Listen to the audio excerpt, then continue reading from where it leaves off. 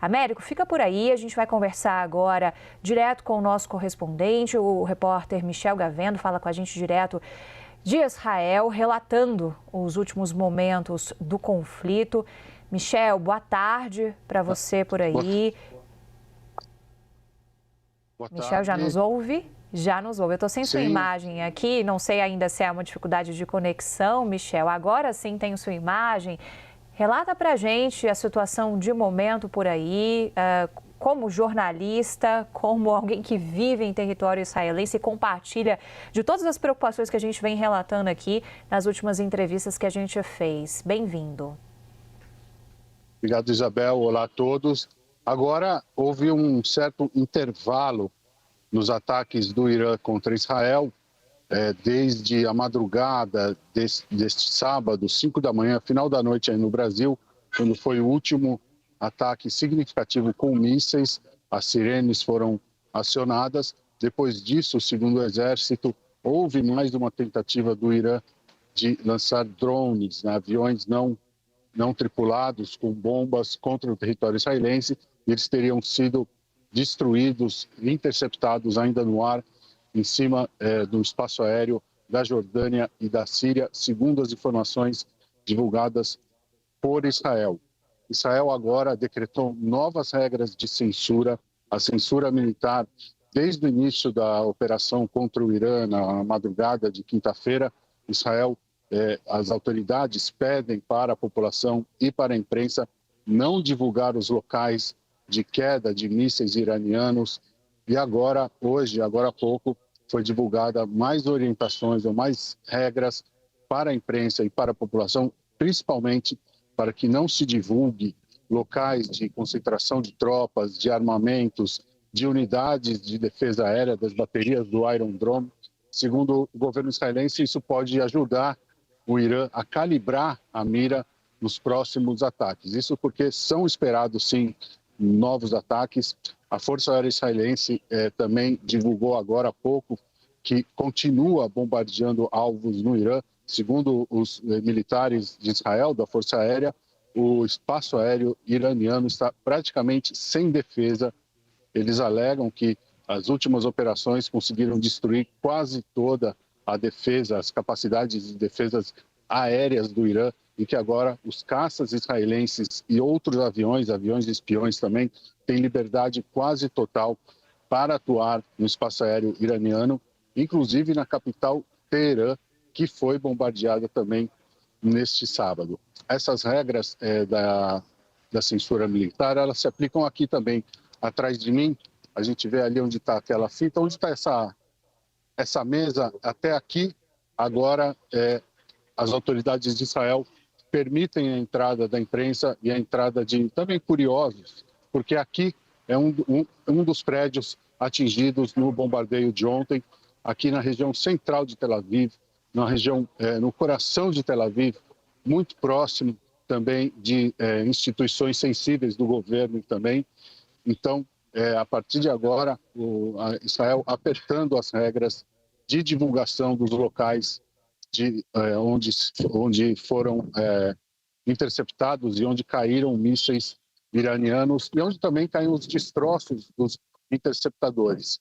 Lembrando que Israel oficialmente afirma que são pelo menos 3 pessoas mortas nos ataques do Irã, 2 pessoas aqui na região metropolitana de Tel Aviv e mais uma pessoa numa cidade ao sul, perto também de Tel Aviv. E nessa cidade, ao sul de Tel Aviv, um bairro praticamente inteiro, 4 ou 5 ruas de um bairro todas as casas foram totalmente destruídas pela queda, pelo impacto direto de início lançado pelo Irã. Hoje aqui é sábado, o fim de semana em Israel, termina hoje à noite, ao entardecer do sábado. Há um pouco de movimento nas ruas. A Defesa Civil também hoje relaxou um pouco as regras de permanência em espaços protegidos, em bunkers. Até cerca de 2 horas atrás, a orientação é para que as pessoas não saíssem, para ficassem sempre próximas de locais onde poderiam se proteger em caso de ataques com mísseis do Irã. Mas agora as regras mudaram, permitida a saída, as pessoas estão saindo um pouco, a gente nas ruas, fazendo compras, curiosos também, perto dos locais que foram atingidos pelos mísseis iranianos, mas, ao mesmo tempo, a Defesa Civil também alerta que a possibilidade é muito grande de que, principalmente durante a noite, sejam feitos mais ataques também por parte do Irã contra Israel, porque os líderes iranianos vêm prometendo, dizem que tem pelo menos 2.000 mísseis para disparar contra Israel. Israel também aumentou o tom das ameaças, como vem sendo dito na programação da CNN Brasil, dizendo que Teherã vai pegar fogo se o Irã voltar a atacar concentrações urbanas, civis de Israel. E como última informação, também agora uma preocupação em Israel em relação a ataques cibernéticos. A Registro, a Defesa Civil também divulgou um alerta para que as pessoas não atendam telefonemas de números suspeitos e que usam, se identificam como se fossem ligações de autoridades do governo, da Defesa Civil, e isso, segundo as autoridades de Israel, pode ser a abertura, uma tentativa de ataques cibernéticos, principalmente contra as redes de telefones celulares. Isabel. Atualizações importantíssimas que o Michel Gavendo traz para a gente, então, né? De um lado, preocupação com outros tipos de ataque, inclusive, como o anoitecer daqui a pouco aí também em Israel, mas neste momento uma flexibilização, digamos assim, também para a rotina dos israelenses. Vou chamar Diego Pavão para fazer perguntas também para você, Michel. Diego, que é nosso editor de internacional, está sempre em cima do lance aqui com essas atualizações. Diego já está por aí? Sua pergunta, Diego. Michel, boa tarde aí em Israel. Sempre bom ter você com a gente aqui nessas coberturas, ainda que sejam em momentos muito delicados. A gente soube mais cedo de algumas casas, até a gente vê algumas imagens aqui na tela agora, de alguns locais destruídos onde havia pessoas ainda soterradas ali entre escombros. Você tem informação se essas pessoas já foram resgatadas, se ainda há uma situação de resgate em andamento em áreas especialmente ali ao sul de Tel Aviv? Oi, Diego, obrigado. Sim, ainda continuam os trabalhos de resgate, mas oficialmente o número final de vítimas divulgado até agora é de 3 pessoas mortas, 2 em Tel Aviv, uma nesse local onde a gente está vendo as imagens, na cidade de Rishon LeZion, fica cerca de 20 quilômetros ao sul de Tel Aviv. Então, a gente vê que quase um bairro inteiro foi danificado. Ainda continua o trabalho de limpeza, de levantamento de danos, também o trabalho de tirar as pessoas desses locais, as pessoas que não têm, ficaram sem casa, né? Elas vão ser atendidas pelo governo. Também há uma preocupação porque muita gente não atendeu ao chamado da Defesa Civil e muita gente acha que está protegida e acaba ficando na janela, na varanda, no quintal de casa, tentando fotografar, fazer vídeo do Iron Dome interceptando os mísseis. E foi o caso da pessoa que morreu nesse local que a gente vê nas imagens, numa das casas. O filho dele deu uma entrevista hoje aqui para a imprensa local, dizendo que o pai sim tinha um bunker, tinha um quarto protegido em casa. Um dos ambientes era feito de concreto reforçado, mas ele, talvez por curiosidade ou talvez por segurança, não quis entrar, ficou fora e morreu na queda, no impacto do míssil iraniano. E isso também foi parte de uma declaração do ministro da Defesa de Israel, o Israel Katz, ele que vem sendo até agora o maior porta-voz, que vem fazendo as declarações oficiais de Israel. Poucas declarações até agora de Benjamin Netanyahu, a maior parte vem também pelas redes sociais de Israel Katz, o ministro da Defesa, e ele disse que até agora a maior lição que Israel tirou, ou pode tirar, dos ataques do Irã, é que a importância das pessoas obedecerem, seguirem as orientações da Defesa Civil. Isso porque até agora não é a primeira vez que Israel sofre ataques do Irã, mas é a primeira vez que Tel Aviv é atingida dessa maneira. E até agora, vamos dizer, a população de Israel estava acostumada com mísseis menores, mísseis com menor capacidade bélica vindo ou do Hezbollah, ou do Hamas na faixa de Gaza, ou até do Iêmen, que são mísseis únicos, que muitas vezes são abatidos antes de chegar ao espaço aéreo israelense. Dessa vez não, dessa vez são centenas de mísseis, são mísseis hipersônicos, são mísseis com capacidade de explosão muito maior. É um cenário diferente. Não é a primeira vez que Israel é atingida por mísseis, mas com tamanho, capacidade, é a primeira vez, e por isso muita gente acha que não há perigo. Então, as orientações aqui voltam sempre para se proteger, para não ficar na rua, não tentar filmar, e por isso também as novas regras da censura, Diego. O Caio Junqueira também vai se juntar a nós. Tem pergunta também para você, Michel. Caio, diga lá. Olá, Gavendo. Minha dúvida, eu queria que você comparasse o sentimento aí em Tel Aviv, em Jerusalém, em Israel como um todo, desses ataques com o sentimento do país em relação aos ataques de 7 de outubro, né? O que tem de diferente, o que tem de semelhante, ou é a mesma coisa? Como que a população enxerga esses dois movimentos? Olha, Caio, é claro que agora o conflito na faixa de Gaza, que aliás continua, o exército de Israel e o Hamas continuam se enfrentando no norte da faixa de Gaza. Claro que o conflito em Gaza agora ele ficou um pouco fora do noticiário, fora do foco, mas aqui isso é visto, essa guerra com o Irã, essa guerra não oficialmente declarada, mas esse conflito com o Irã, ele é visto como uma continuidade dos ataques de 7 de outubro. Ou seja, ele ainda é parte de uma guerra que começou em 7 de outubro de 2023, com o Hamas promovendo aqueles ataques, segundo Israel, com o patrocínio e incentivo do Irã, e as autoridades de Israel agora dizem que o plano do Irã era fazer um ataque coletivo, usando o Hamas, o Hezbollah e as armas que o Irã vem mostrando agora, todos ao mesmo tempo. E que não se sabe por que o Hamas deu início aos ataques há quase 2 anos, mas é uma continuidade. Israel agora é um país que vem sofrendo também as consequências econômicas, aumento de preços, aumento de impostos, desemprego, queda do produto interno bruto. Houve sim aumento das exportações, curiosamente, não tão curiosamente, mas de artigos e de sistemas de defesa aérea para a Europa, principalmente.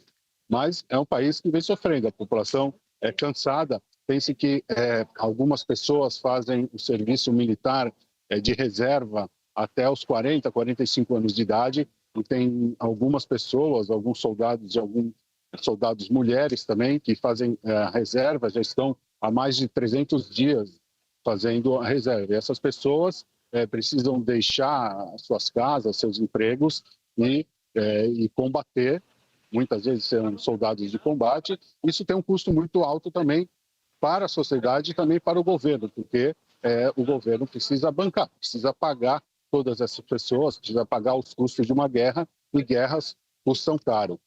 Então, é um cenário novo agora esse conflito com o Irã, mas de uma maneira ou de outra, para o bem ou para o mal, Israel, a sociedade israelense é uma sociedade acostumada a cenários de guerra. Michel, queria um pouco da sua percepção também sobre o contexto político vivido, inclusive, por Benjamin Netanyahu. Qual é a sua percepção? O que você sente da população de Israel em relação ao trabalho de Benjamin Netanyahu? E como que essa resposta também pode ser reveladora sobre a permanência ou não dele à frente dessa função? Na semana passada, Netanyahu conseguiu ganhar uma votação no parlamento por 61 votos, quer dizer, a maioria simples, 60 votos mais um no parlamento de 120 cadeiras. Então, a sociedade israelense ela é muito dividida em todos os aspectos e no aspecto político também. Netanyahu, nas pesquisas, ele é um líder que não tem a maioria dos votos, mas nas características da política de Israel, ele é o único líder que tem um eleitorado fixo, um eleitorado fiel e leal há muitos anos.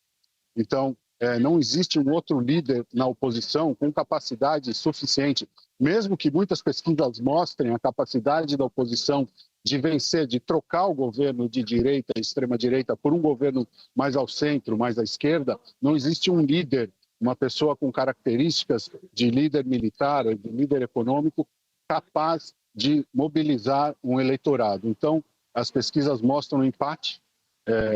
Praticamente, Netanyahu, claro, sozinho, ele ainda precisa da composição dos partidos religiosos ortodoxos, e por enquanto ele tem. Por enquanto ele tem a maioria no parlamento e por enquanto ele tem também a maioria dos votos, se as eleições fossem hoje. As eleições marcadas para 2026, elas quase foram adiantadas. Essa semana houve uma proposta de dissolução do parlamento e convocação de eleições. Netanyahu ganhou com com uma maioria simples, por um voto.